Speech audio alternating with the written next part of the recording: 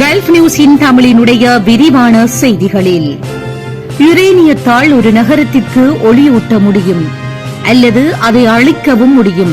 இந்த வேறுபாடுதான் அமெரிக்காவுக்கும் ஈரானுக்கும் இடையிலான நெருக்கடியின் மையமாக உள்ளது. ஈரான் யுரேனியத்தை மின்சாரம், மருத்துவ ஆராய்ச்சி மற்றும் அறிவியல் மேம்பாடு போன்ற அமைதியான நோக்கங்களுக்காக பயன்படுத்துவதாக கூறுகின்றது. இவை அனைத்தும் சர்வதேச சட்டத்தின் கீழ் அனுமதிக்கப்பட்டவையே. ஆனால் ஈரானின் யுரேனியம் ஆயுத தரத்திற்கு நெருக்கமாக இருப்பதாகவும் விரைவில் ஒரு அணுகுண்டை அந்நாடு உருவாக்க முடியும் என்றும் அமெரிக்கா கூறுகின்றது.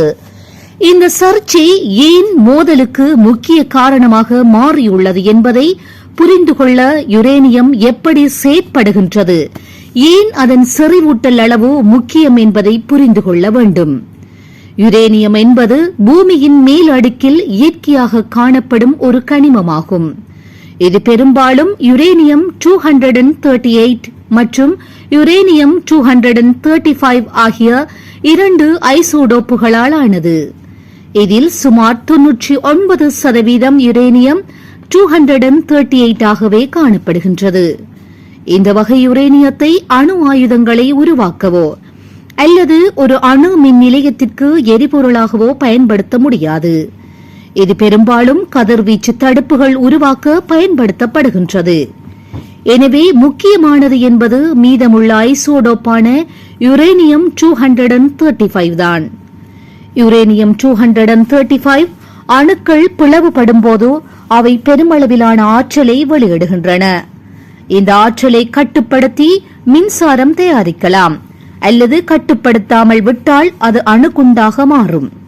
தற்போது இயற்கையாக கிடைக்கும் யுரேனியத்தில் 1% மட்டுமே யுரேனியம் 235 ஆகும். அதனால் பயன்பாட்டிற்கு ஏற்றவாறு இதை செறிவூட்டல் மூலம் அதிகரிக்க வேண்டும்.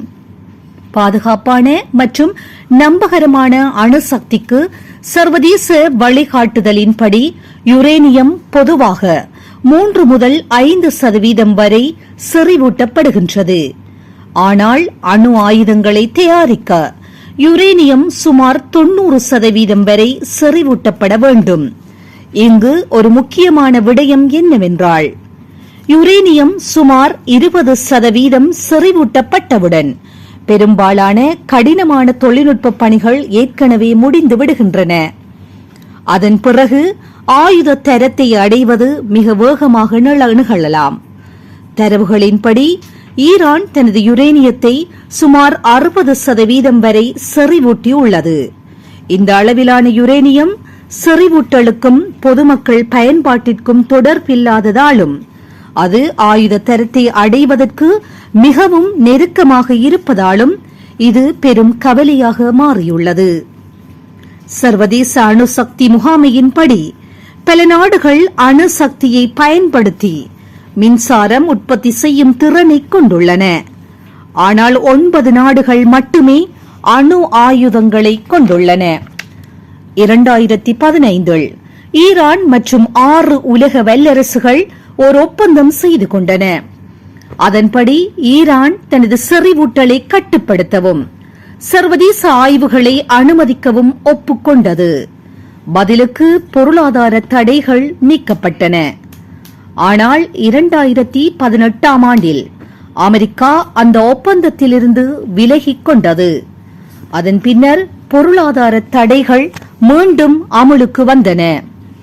இதைத் தொடர்ந்து ஈரான் தனது யுரேனிய செறிவூட்டலை அதிகரிக்கத் தொடங்கியது.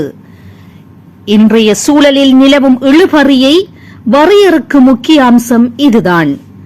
ஈரானின் யுரேனிய திட்டம் பொதுமக்கள் பயன்பாட்டிற்கானது என்ற நோக்கத்திலேயே தொடர்கின்றதா, அல்லது அது அணு ஆயுதம் உருவாக்கும் நோக்கத்திற்காக செறிவூட்டப்படுகின்றதா என்பதே கேள்விக்குறியாக உள்ளது. இதுபோன்ற செய்திகளை உடனுக்குடன் துல்லியமாக நீங்கள் அறிந்து கொள்ள கல்ஃப் நியூஸின் தமிழினை சப்ஸ்கிரைப் செய்வதனூடாக அறிந்து கொள்ள முடியும்.